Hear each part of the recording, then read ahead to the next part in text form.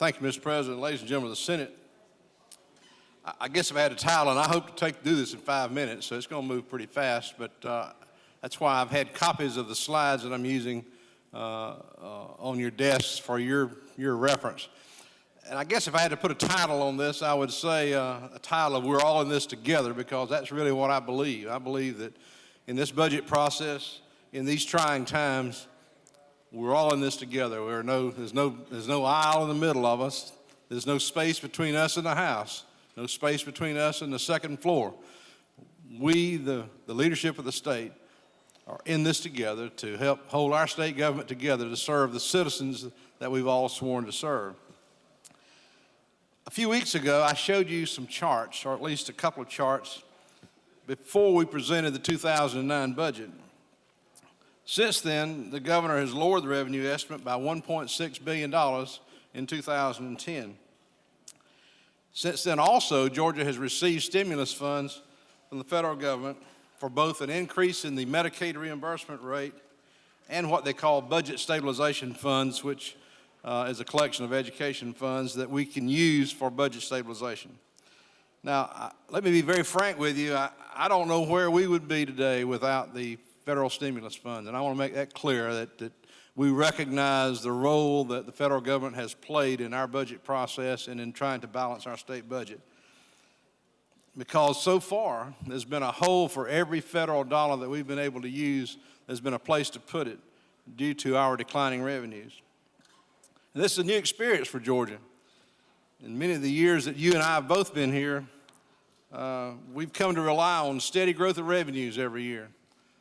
And really, a lot of our decisions were based on how do we spend that revenue and how do we respond to our increasing formulas for education and higher education and so forth.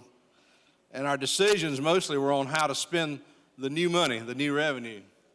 So this 2-year period, or this last 12-month period where we've had a steady decline in our state revenues and a worsening economic situation, we've watched as a $21 billion budget, as the governor presented 1 year ago, has shrunk to an $18.5 billion state funds budget today, as we just passed into 2009.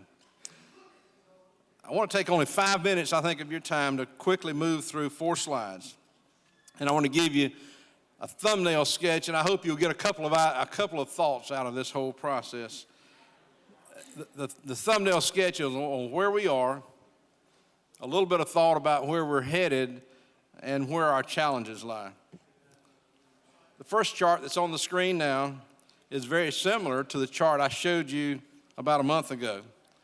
But this chart reflects the decline in February's revenues of some $360 million. Now, the lines on this chart, the top line is last year, 2009, and you can see the steady decline till the end of 2009 when we went negative. This is cumulative month by month. And this year in the yellow line, you can see how we have basically started out at almost minus 7%, had a couple, 3 months of zero growth, and then started a steady decline. In the last 3 months, you can see really that very sharp decline. February's revenues, by the way, puts us below the latest revenue estimate for the governor. In other words, if we maintain that track, we will not meet the revenue estimate. And those $560 million, as I'm going to tell you in just a minute, are certainly at play and being used to balance our budget at the end of June. So that's the first chart that tells you that.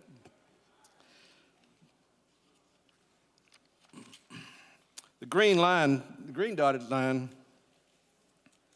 I've got the next chart. This chart shows you, it's the same chart, but it has 2 dotted lines to show you where we might be going over the next 4 months. We, of course, do not have March revenues in yet, but we'll have March, April, May, and June. And this just shows you a couple of scenarios of where we might go. And one of them is fairly optimistic, that it might indicate that we would only use about half of our reserves. The red dotted line, the lower one, is probably more closer to the trend we're on right now.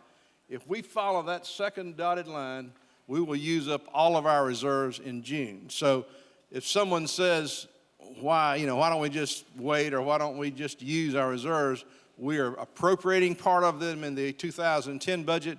The balance will very likely be used just to balance the budget year we're in right now.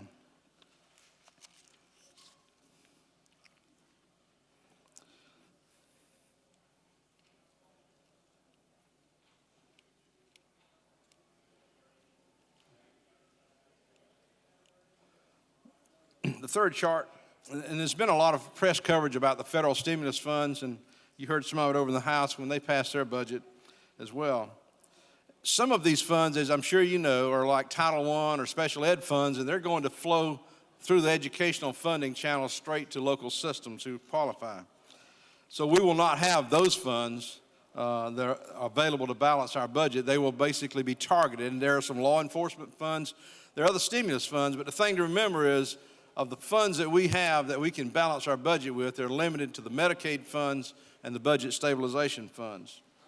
And these are the funds that I'm showing you year by year how we're using them or how we're proposing to use them